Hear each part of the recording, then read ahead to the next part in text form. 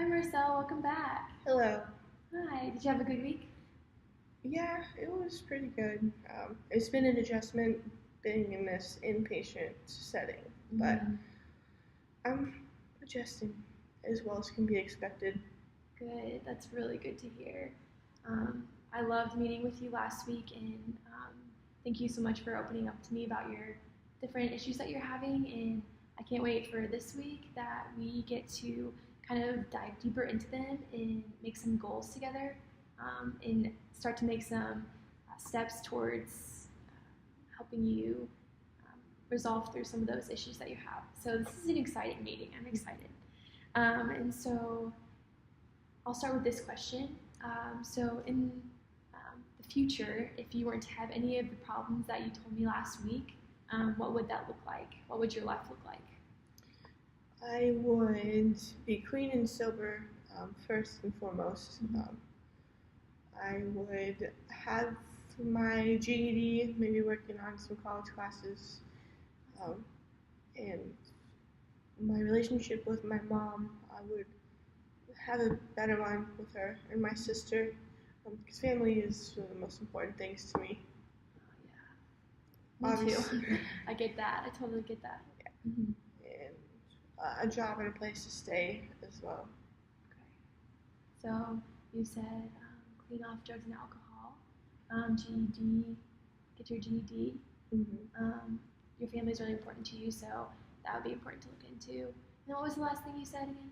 Um, a, uh, a stable place to live. Okay, yes. And maybe a job. If I'm going to classes, I know it can't be full time. Yeah. Yes, you're very ambitious. So you have a lot of goals, but that's awesome. So we can start working on those. I'm still young, so. Yeah, you are. You have a lot of life ahead of you. It's awesome. Okay, so if you can look back to a time in your life when these things weren't stressful, like, can you explain to me what that looked like? Before 14, I hadn't started using drugs or alcohol yet. It was a little different stress at that time in my life. My parents are both drug addicts, and I was kind of um, abused a little bit. And struggling with my sexuality too, and that's kind of what all started the roller coaster. But Okay. before the major issues would be before 14. Okay. That was a time they weren't as prevalent. Okay. Gotcha. Thanks for sharing. So, what would you say is the goal that you think has highest priority right now? Being sober. Being sober? Okay. It's an awesome goal.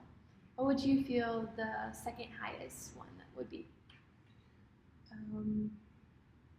Having a stable place to stay. Okay.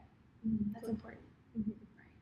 So, you said you want to be clean off drugs and alcohol, which I agree is important because that can hinder you from getting housing or an education.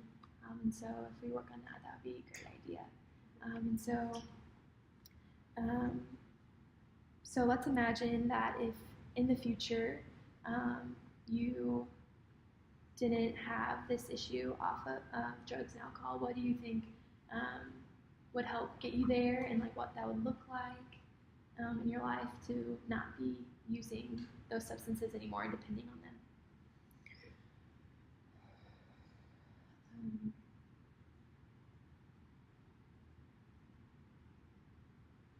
What's it going to take for me to get to that point where I'm not on drugs and alcohol?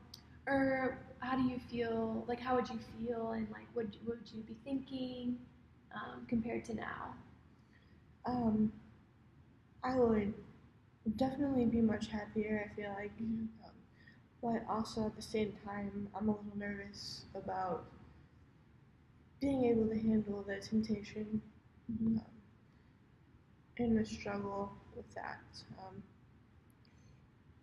I get around the same group of people just gonna go down the rabbit hole again. Mm. But I do have a group of people that have let me stay with them from the LGBTQ community. Mm-hmm. I've made friends with a few of them. Awesome. Yeah, I think I feel like a mixture of emotions. Yeah. So what I'm hearing you say in all this is that you very much value community and people surrounding you in support. And so I think that we can pull on that strength and put that into the goals that we want to set for you to help you just be clean. And so something that came to my head, something that you could specifically do would be to go to an AA meeting. And so I think that that could be an awesome community for you to be plugged into, that you could share in different stressors that you're having with them. So, and I know of an AA meeting that you could go to next week. It's Tuesday at 7. Okay. Do you think that would be something that you would like to make your goal? That also makes me a little nervous. Being so vulnerable. Okay. I'm okay one-on-one like this. The group of people judging me is not my favorite. That's a valid concern. I know that everyone there has been in your shoes, and honestly, just sharing exactly what you're sharing with me here is what they would love to hear there. And so we can, after we might run through this goal and just different steps that you'll take, we can rehearse what that could look like. So that Okay. could be a fear taken off of you. And so, so I think that to help with that fear could be maybe you go to the meeting the first week and just kind of see the format of it and like what it looks like to share. And you don't have to share anything. But then let's say by the third week that they have those sessions that you share. And so 3 weeks from now, I will just, each week that we meet up, I will be checking to see if you have done that.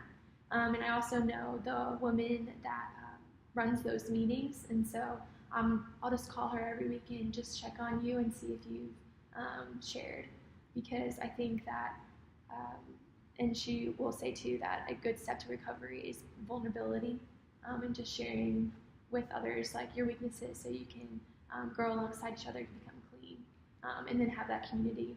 So that'd be really important. Okay. Yeah. So does that sound like a good idea? Because I think that once you like more see the format, maybe that'll take some fear off of you. Or does that still like terrify you? No, that is actually a little bit of relief. I'm kind of an anxious person, so going right into it would terrify me, and honestly, I probably wouldn't go. But at least seeing how it works a couple different times would give me the courage. Yeah, maybe making some more connections while you're there. Yeah. True, yes. Yeah. So, yeah, that's awesome. And so the step that we want you to take with this is, like we said, to share, to be vulnerable with the group. And so let's just kind of like walk through what that would look like. And so if I were to ask you, you know, what's bringing you to AA? Like, do you have anything to share with the group? What do you think you would say?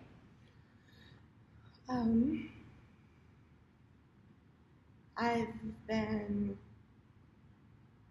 on my own since I was 14 years old, and that's when I started drinking, and it gradually progressed to marijuana, and then most recently it's gone to crack. And then I've kind of had some trauma in my life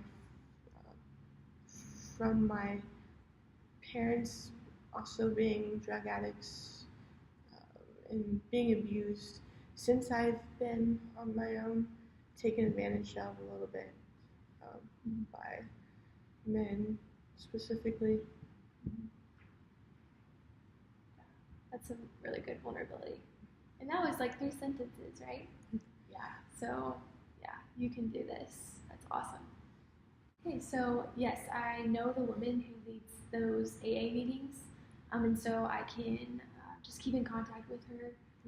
Really keeping up on me. I better make sure I meet my obligations. Yes, just some good accountability, so you know someone is just wanting you also to speak up and grow. So that's good for no me. No pressure. Is that good? Yeah, I've been on my own for a while. I haven't really had structure, so yeah, it's good to have people probably what I need. Are looking out for you. Yeah. Yeah. Good. And let's talk about one more goal that you'd like to accomplish. And so, what would you say is second on your priority list too? Getting my GED, that will facilitate a lot of other things. Help get a job for one. Yeah, for sure. Yeah, I think that'd be really important. I think that's a great idea. And so, how about next week when we meet? Can you meet at Wednesday again? Same time next week? Yeah, I don't think I have any other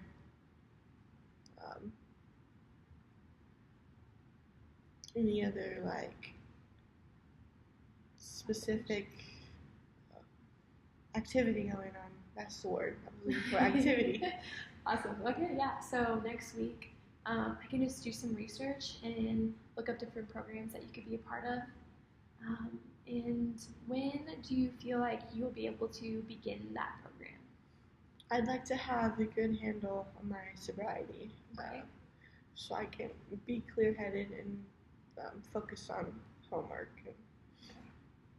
and taking the different tests. Probably gonna take 6 months, maybe even a year before you're treated. Yeah. Mm-hmm. Yeah. So we could say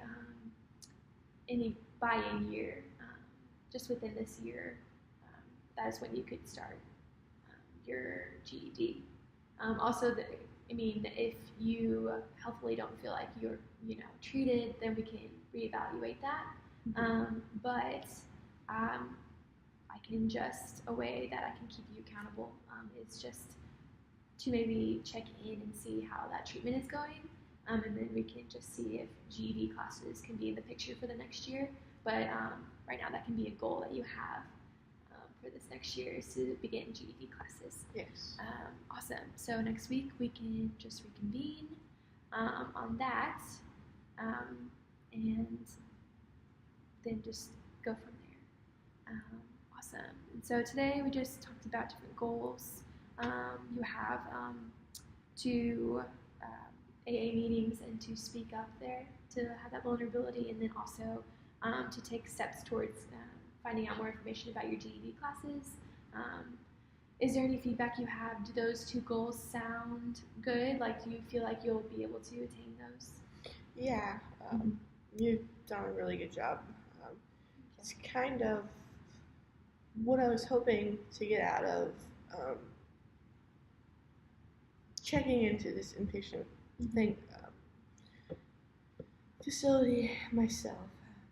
It's obviously pretty scary, but you've done a great job kind of making me feel comfortable in the whole process. Good. You've worked really well with me, and some of your strengths are just working well with me and taking steps together, and you really want to get better, and so we can do that. We can work together and accomplish some of these goals, so I'm excited to do that with you. Awesome. Right? Well, that concludes our meeting. Thank you. You're welcome.